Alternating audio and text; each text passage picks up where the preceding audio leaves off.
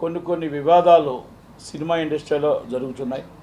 అలాగే పొలిటికల్లో కూడా పొలిటికల్ వచ్చి సినిమా వాళ్ళ మీద, సినిమా వాళ్ళు వచ్చి పొలిటికల్ మీద విపరీతంగా ట్రోల్ చేసుకుంటూ ఎవరికి వాళ్ళు తక్కువ చేసుకుంటున్నారన్న ఒక భావంతో నేను ఈరోజు ప్రెస్ మీట్ పెట్టడం జరిగింది.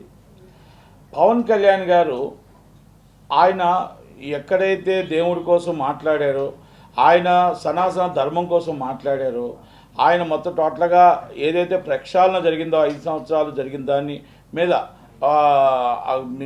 దీక్ష పూని నేను తిరుపతిలో తీసుకున్నాను. 2 పిల్లలతో ఆయన దర్శనానికి వచ్చారు.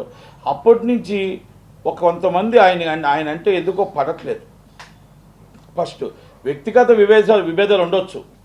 ప్రకాష్ రాజ్ గారు ఉన్నారు ఉదాహరణకి. ఫస్ట్ ఏదో చెప్పారు, రాజకీయంగా లాగొద్దు అన్నారు. వాళ్ళ తర్వాత అయిపోయింది. తర్వాత వచ్చి బాబా వచ్చాడు, 2 నామాలు పెట్టుకొని కొత్త బాబా వచ్చాడు అన్నారు. ఒకటి. రెండోది వచ్చి ఇప్పుడు ఏదేదో ఇష్టం వచ్చాడు మాట్లాడుతున్నా. అంటే నేను ఏమడుగుతున్నా అంటే ప్రకాష్ రాజ్కి అడుగుతున్నా, నీకు స్టాండర్డ్ ఉందా అని అడుగుతున్నా. అసలు నీకు క్రెడిబిలిటీ ఉందా అని అడుగుతున్నా. నువ్వు ఎప్పుడైనా ఏ దాని మీదైనా స్పందించావా? ప్రజల కోసం స్పందించావా? ఒక పూట తిండి పెట్టావా? ప్రజల కోసం ఎప్పుడైనా నువ్వు ఆలోచించావా?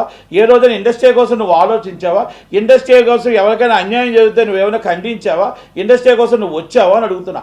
నీ స్వార్థం కోసం, నీ తాలూకులు కాపాడుకోవడం కోసం, నువ్వు మొత్తం టోటల్గా ఈ మీడియాని డైవర్ట్ చేయడం కోసం, కేటీఆర్ గారి మీద వచ్చిన మీడియాని, కొండా సురేఖ గారు కేటీఆర్ మీద వచ్చిన మీడియాని డైవర్ట్ చేయడం కోసం డైరెక్ట్ పాలిటిక్స్ మీరు చేయలేదని అడుగుతున్నా.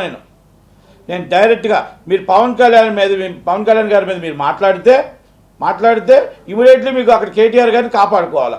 ఇంతకుముందు రేణు దేశాయ్ గారి మీద వచ్చిన ప్రాబ్లం వచ్చింది.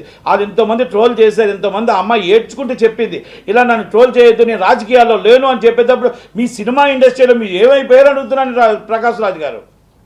ఆ రోజు మీరు కనబడలేదే. ప్రజలు రేవణ్ గారు మీకు కావాల్సిన దోస్తు 2500 మంది అమ్మాయిలు నగ్న వీడియోస్ తీసి అరెస్ట్ అయితే వాళ్ళ కోసం మీరు ఏంటి స్పందించలేదు అడుగుతున్నాను నేను.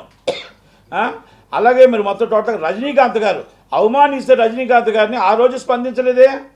మొత్తం టోటల్ 2016-17లో మొత్తం టోటల్గా అందరినీ డ్రగ్స్ కేసులో నించోబెట్టి లైన్ పెట్టి, సినిమా టికెట్లో లైన్ పెట్టి మొత్తం 15 రోజులు వాళ్ళ పరువులు తీస్తున్నప్పుడు ఏం స్పందించలే. ఈరోజు మీకు కేటీఆర్ గారి మీద అన్నారు కాబట్టి ఆ రోజు మీరు స్పందిస్తూ అది డైవర్ట్ చేయడం కోసం మీరు పవన్ కళ్యాణ్ గారిని మీరు మొత్తం టోటల్గా ఒక టార్గెట్ చేస్తారు. నేను మిమ్మల్ని ఏమంటున్నా, సెక్యులరిజం తప్పలేదు. Hindu or Muslim or Christian ఎవరి దేవుడు వాళ్ళకి పవిత్రత ఉంటుంది. ఆయన ఏమడిగాడు, నా హిందూ దేవుణ్ణి నాకు ఎట్టి పరిస్థితుల్లో నీ హిందుత్వాన్ని మనం సనాతన ధర్మాన్ని మనం కాపాడాలి అని చెప్పాడు. కాపాడాలి అని చెప్పేటప్పుడు ఆయన గతంలో జరిగింది, ఆయన మొత్తం తిరుపతిలో ఏమి జరిగిందో, ఏ అన్యాయం జరిగిందో ఆయన మొత్తం అటు వివరిస్తూ దానికి దీక్ష తీసుకొని ప్రక్షాళన చేయడానికి వచ్చాడు. అది కొత్త బాబా వచ్చాడు, లేకపోతే పంగనామాలు పెట్టాడు. ఇవన్నీ ఏంటంటే మీరు దేవుణ్ణి అవమానిస్తున్నారు. మీరు దేవుణ్ణి అవమానిస్తారు, పవన్ కళ్యాణ్ గారిని కాదు. మీరు పవన్ కళ్యాణ్ గారి కాలు గోటుగాడు కూడా పనికిరారు. నేను మళ్ళా చెప్తున్నాను మీకు, ప్రకాష్ రాజ్ గారు అని మీకు ఇంకెందుకు చెప్తుంటే, ప్రకాష్ రాజ్ గారు మీరు సీనియర్ ఆర్టిస్ట్ అవ్వచ్చు, ఇస్ అ పొలిటికల్, మీరు సీనియర్గా ఆర్టిస్ట్ అవ్వచ్చు, ఏమైనా అవ్వచ్చు. ఆయన చాటికి మీరు రారు.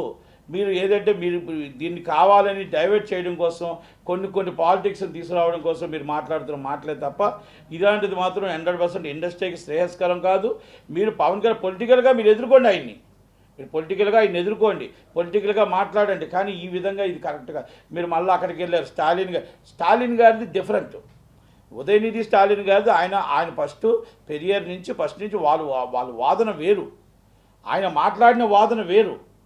ఆయన మొత్తం టోటల్గా మనందరం ఒకటవ్వాలి, మనం అవతలవాడికి అన్నం పెట్టాలి, మనం టోటల్గా మన ధర్మాన్ని మనం కాపాడాలి, మన ధర్మాన్ని కాపాడాలని, సనాతన ధర్మాన్ని మనం కాపాడాలి అన్నప్పుడు అక్కడికి దానికి తేడా ఏంటో కూడా మీకు తెలియదా అని అడుగుతున్నాను ప్రకాష్ రాజ్ గారు. మీరు ఈరోజు మీరు అది కాదు, కల్తీ నెయ్యి జరిగిందా, లేకపోతే మొత్తం టోటల్ టికెట్లు అమ్ముకున్నారా, లేకపోతే మొత్తం టోటల్గా అన్యాయం జరిగిందా? మీరు జగన్మోహన్ రెడ్డి గారి మీద ఒక్కరోజైనా మీరు ఎందుకు ఫీట్ చేయలే? చిరంజీవి గారిని అవమానిస్తాడు ఎందుకు ఫీట్ చేయలే? 5 రూపాయల టికెట్ అమ్ముతున్నప్పుడు 5 రూపాయల టికెట్ అమ్మాడు ఇండస్ట్రీని అవమానించినప్పుడు ఎందుకు ఫీట్ చేయలే? కేసీఆర్ గారు మనకు అన్యాయం చేసినప్పుడు ఎందుకు ఫీట్ చేయలే? అంటే మీ గవర్నమెంట్లేనా? అంటే మీకు సపోర్టేనా? ఇప్పుడు ఏంటంటే అక్కడ చంద్రబాబు నాయుడు గారు, పవన్ కళ్యాణ్ గారు ఉన్నారు, ఏదో ఒకటి మీరు రాయి వేయాలి, అంతేనా? పొలిటికల్ చేయండి, డైరెక్ట్గా పొలిటికల్గా రండి, పొలిటికల్గా ఎదుర్కోండి, అంతే తప్ప మీరు ఒక సినీ ముసుగులో సినిమా ముసుగులో పవన్ కళ్యాణ్ గారి మీద టార్గెట్ చేస్తారంటే ఇది కరెక్ట్ కాదు.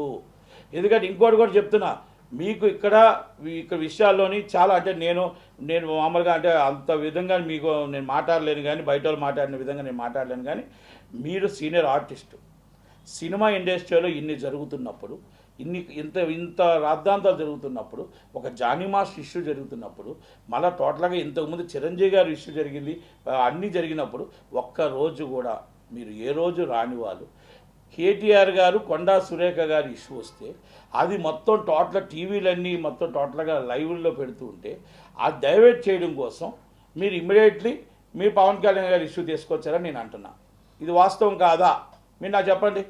SBI IRCTC క్రెడిట్ కార్డ్ కి చాలా బెనిఫిట్స్ ఉన్నాయి. ఈ కార్డ్ ని యాక్టివేట్ చేసుకుని 1750 రూపీస్ ఎర్న్ చేయొచ్చు. అండ్ ఈ కార్డ్ యూజ్ చేసి IRCTC యాప్ లో కానీ వెబ్సైట్ లో కానీ టికెట్స్ బుక్ చేస్తే 350 రూపీస్ ఆఫ్ వస్తుంది.